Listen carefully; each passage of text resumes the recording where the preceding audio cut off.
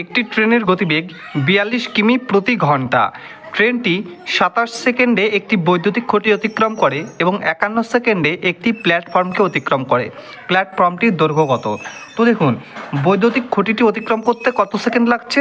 না ২৭ সেকেন্ড লাগছে। আর প্ল্যাটফর্মটি অতিক্রম করতে কত সেকেন্ড লাগছে? না ৫১ সেকেন্ড লাগছে। তাহলে এদের ডিস্টেন্সটা কত সেকেন্ডের পাচ্ছি? তো ডিস্টেন্স পাচ্ছি ২৪ সেকেন্ডের। তাহলে ২৭ সেকেন্ডে যদি একটা বৈদ্যুতিক খুঁটিকে অতিক্রম করে এবং ৫১ সেকেন্ডে যদি একটা প্ল্যাটফর্মকে অতিক্রম করে, তাহলে এই প্ল্যাটফর্মকে অতিক্রম করার মধ্যে ট্রেনের তো নিজের দৈর্ঘ্য অতিক্রম করাও তো জড়িয়ে আছে না? তাহলে এখান থেকে নিজের দৈর্ঘ্য অতিক্রম করছে কত সেকেন্ডে? ২৭ সেকেন্ড। তাহলে সেই ২৭ সেকেন্ড এখান থেকে মাইনাস করে দিলে কত পাই? ২৪। তাহলে ট্রেনটি শুধু ২৪ সেকেন্ডে প্ল্যাটফর্মটিকে অতিক্রম করে। তাহলে এই ২৪ সেকেন্ডে ট্রেনটি যতটুকু যায় সেটাই হচ্ছে প্ল্যাটফর্মের দৈর্ঘ্য। আর ট্রেনটির গতিবেগ কত? না ৪২ কিমি প্রতি ঘন্টা। তো এটাকে ৫/১৮ গুণ করে মিটার পার সেকেন্ড করে নিলাম। আর এই ২৪ সেকেন্ডে যতটুকু পথ যায় তাহলে গুণ ২৪ করলে আমাদের উত্তর বেরিয়ে যাবে। তো ৩×৬ = ১৮,